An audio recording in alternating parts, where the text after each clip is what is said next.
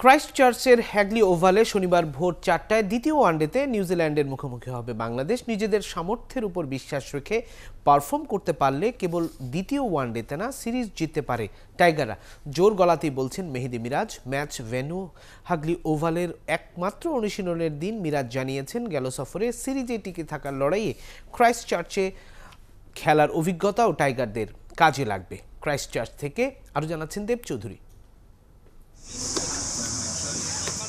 আগে ব্যাটিং কিংবা রান তাড়া করা, বাংলাদেশকে বড় কিছু করতে হলে সবচেয়ে বেশি যার ওপর ভরসা করতে হবে তিনি তামিম ইকবাল।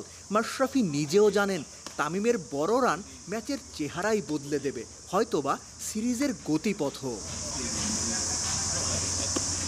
তামিমের সাথে রান করার দায়িত্ব ভাগ করতে আরও একজনকে এগিয়ে আসতে হবে, তিনি মুশফিকুর রহিম।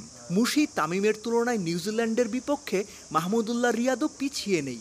কিউইদের সাথে রিয়াদের 2টা সেঞ্চুরি। সিনিয়ররা পারফর্ম করলে জয়ের বিশ্বাস ছড়াবে বাকিদের মধ্যেও। 2 বছর আগে যে এখানে যে ওডিআইটা খেলেছিলাম, ওইখানে উইকেটটা কীভাবে হতে পারে, বোলিং কীভাবে হবে, এটা কিন্তু আমাদের অলমোস্ট অনেকেই জানে এবং আমাদের সবার সাথে সবার ডিসকাস হয়েছে। সবাই একটা জিনিসই বলেছে যে আমাদের বিশ্বাস থাকতে হবে, যদি আমাদের বিশ্বাসটা থাকে তাহলে আমরা ম্যাচটা জিততে পারবো। নিউজিল্যান্ডকে আমরা হারিয়েছিলাম চ্যাম্পিয়ন্স ট্রফিতে, তারপরে আয়ারল্যান্ডও হারিয়েছে, বিভিন্ন জায়গায় কিন্তু আমরা নিউজিল্যান্ডকে হারিয়েছি।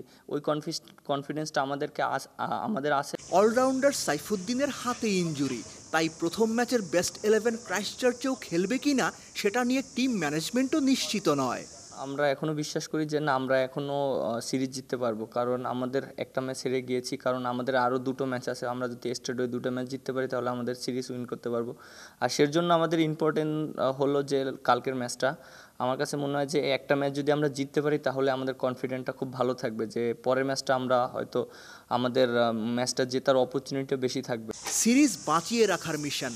ক্রাইস্টচার্চে একটাই ওয়ানডে খেলা বাংলাদেশকে খেলতে হবে ভয় ডরহীন অল আউট ক্রিকেট, তাতেই যদি কাজ হয়।